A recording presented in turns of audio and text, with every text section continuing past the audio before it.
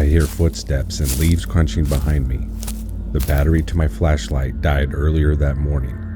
The only light available was a dim shine from a half-moon night sky. Unable to see what is coming my way, the fog from my heavy breathing gets thicker.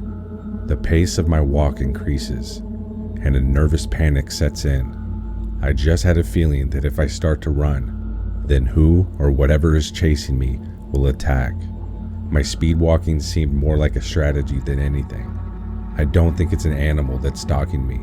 In fact, I know it's not an animal. It had to be whoever I saw earlier that day. At the time, I didn't believe my lying eyes.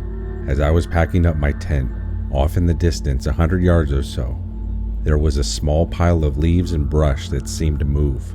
Not like a gust of wind blowing away the debris on top, but rather the entire pile seemed to fidget, like there was something living underneath. My recent lack of sleep was the most logical explanation I had to be seeing things like this. Camping 3 nights all alone was always easy for me. This time though, I was in Alaska, my very first time being up here. I'm sure it's a different experience in the winter, but middle of September, it was stunning. Complete solace. Didn't see a soul, except for now. I keep glancing back as I'm headed another 3/4 of a mile to the nearest ranger station. I'm seeing a dark shadow of some kind 50 yards behind me, a huge tall figure. It almost looked like a bear on its hind legs.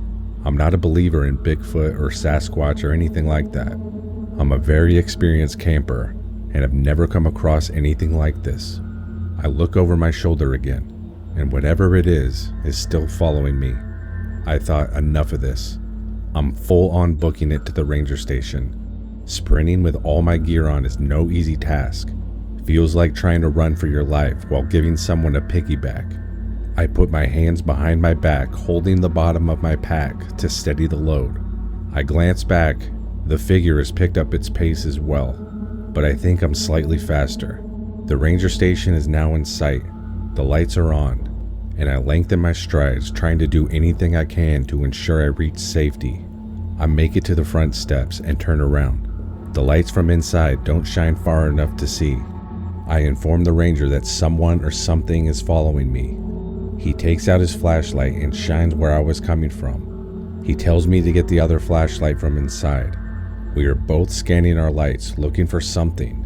He's looking center left, I'm looking center right, and just as far as my light can shine, along the side of a tree, I see a reflection, a long, thin object, what I believe to be a hunting knife. Now, I can't be 100% sure about this part, because it was only for a brief second, and the park ranger didn't seem to believe me. But what I saw holding the knife was someone dressed in a ghillie suit, covered head to toe in grass, leaves, and other debris that perfectly blend in with the surroundings. Only for extreme hunters and times of war are those worn. As soon as I spot it, they slip completely behind a tree.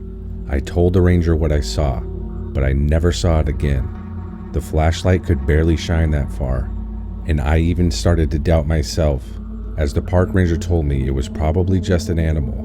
But I think my instincts were right. It was a good thing that I ran to the ranger station. I think I was being hunted by another person. And honestly, if I was murdered out there, I'm sure they would get away with it. Park ranger said he would inform his team and they would keep an eye out in the morning.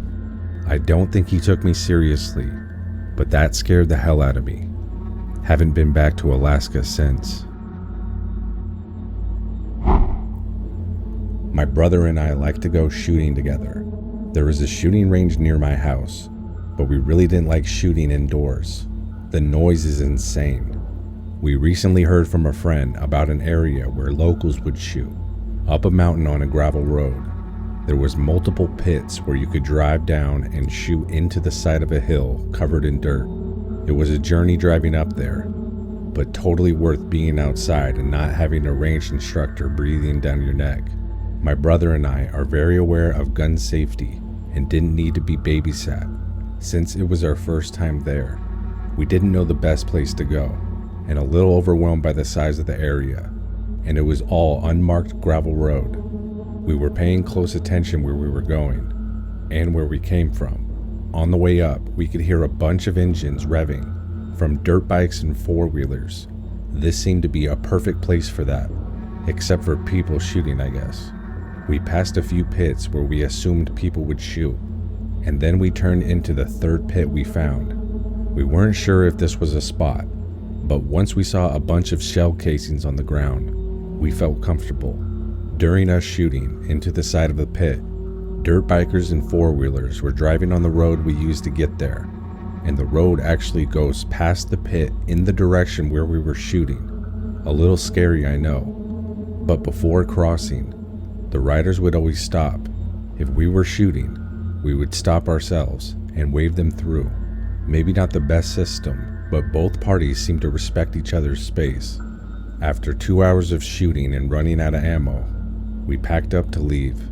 My brother drove us in his truck up the steep incline to get to the main gravel road.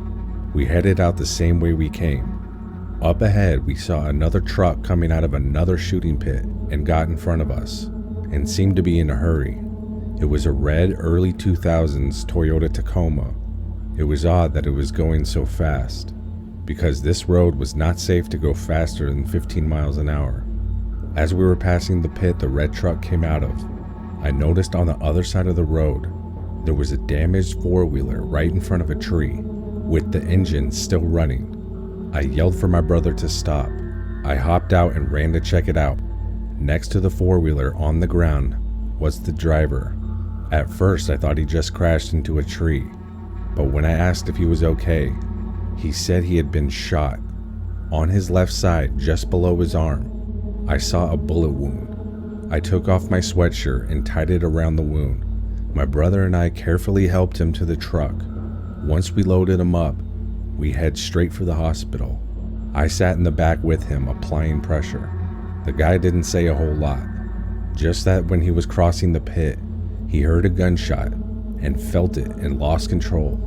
It must have been the red Toyota Tacoma. We went straight to the ER. The hospital notifies the police anytime there's a gunshot victim, and we were eager to give a statement. The description of the vehicle was the only lead, so they put it on the local news and asked who drives this type of truck and was supposed to be in the area that day. It turns out that there were 2 men in the truck, and it didn't take long for one of them to rat the other out. His story that he accidentally shot the guy on the four-wheeler, and I believe him. There was no reason to do it, but the part where he knew he shot him and left the scene is where he really messed up. The guy that was shot made a full recovery. Lucky for the shooter. His sentence wasn't too bad. I think he did 5 years and his friend 6 months. It's still crazy to think I was there when this all went down. If my brother and I weren't there, pretty sure that guy would have died. Growing up, my parents were divorced, and during the summers I would stay at my dad's. Unlike my mom, my dad lived in the sticks, a log cabin type of home on 45 acres. I was an only child, so no one else to hang out with, so exploring the property in the woods was how I killed time. My dad allowed me to be pretty independent at a young age. He let me roam the woods by myself by the time I was 8. I learned the property like the back of my hand. When I was 11, I left the house close to sundown and went for a typical stroll on the property. I just followed the trail that I formed. No particular place or idea in mind. I remember it being more humid than normal that night. It felt nice. Despite it being dark, I kept going. I wasn't worried about getting lost in the dark. I could find my way back home with my eyes closed. Being on this trail 1,000 times before, I noticed something unusual up ahead. It looked like there was a fire. This was either the start of a wildfire or someone was setting up a campfire on our property. I had to check it out. I crept up slowly, trying not to make a sound. As I'm getting closer, it looks like there's a group of people gathered around the fire, but not a typical family outing. Every single one of them was wearing all black, about 10 of them black pants and hoodies. This was odd. I kept my distance, hiding behind a tree. Near the fire was a 7-foot wide circle of rocks. I couldn't hear what they were saying. I was too scared to get any closer.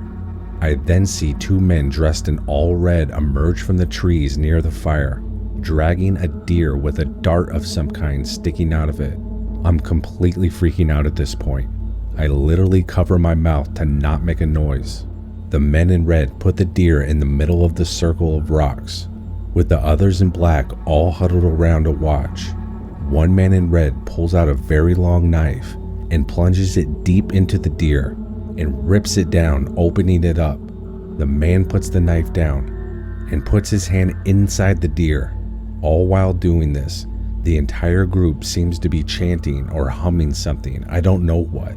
Man in red now pulls his hand out of the deer and holds up in the air what I'm guessing was the heart, and everyone starts cheering. Telling this story, I really wish I could tell you what happened next, but I was beyond terrified. An 11-year-old boy, I can't comprehend what type of evil this was. I went back home as quickly and quietly as I could. I really didn't want to know what else they were going to do. Once I got back to the house, I told my dad. He believed me, but didn't want to try to ambush 12 people that were on his property. So in the morning, I took him to where this happened, my dad holding the shotgun. Once we arrived, there was the circle of rocks with a dead deer still there, but there was nothing inside the deer. The entire animal was hollowed out. All the guts and organs were gone, nowhere to be seen. My dad hadn't seen anything like this. That was the opposite of what a hunter does. This was clearly some sick cult type thing. What kind of sickos would do this? And were they capable of doing it to a human? An 11-year-old boy, perhaps? My dad didn't let me roam the woods alone after that, only until he eventually trusted me with a gun. I never saw the cult group again. That was by far the scariest thing I've ever seen, and hopefully it stays that way.